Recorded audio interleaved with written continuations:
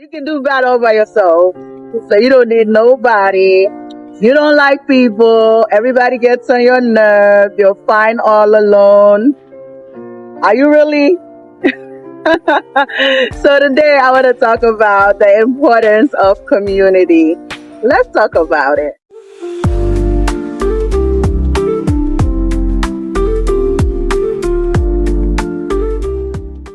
Another reason why I believe having a community as a young person, as a young believer, is important is because iron sharpens iron. We'll be able to learn from each other.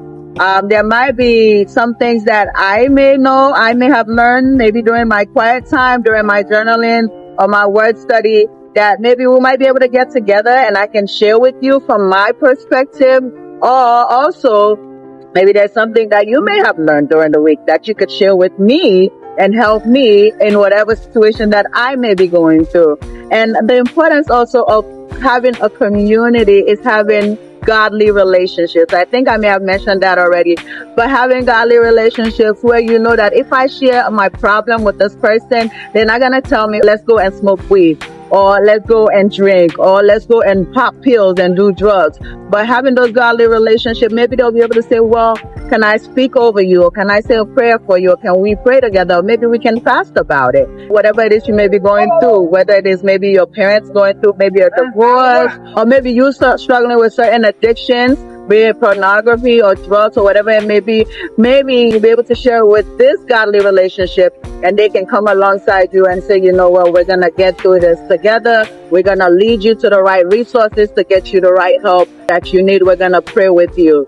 And so as a young person, don't do it alone, because in doing it alone, we'll end up living double lives, right? When you go to church, you're a Christian, but then outside of church, you're doing whatever it is that you want to do. Or when you have community or people you can be vulnerable, people you can be honest with, people you can be yourself, and they won't judge you, but they will help you on your journey. I feel like that will go a long way. And lastly, the importance of community is you're able to build lifelong friendships of people that are influential and impactful over your life. Let's take me and my best friend, Theodora, for example. Theodora and I met at, was it youth camp or women's camp at church? And we were young people in our, I want to say maybe like our late teen years. I may have been like 17 or so when I met my best friend, and we met at camp in church. And up until today, she's a mother of 3 now. She's married. I've gone to the military. I'm in ministry now. I've traveled the world. But up until today, Theodora and I were still friends.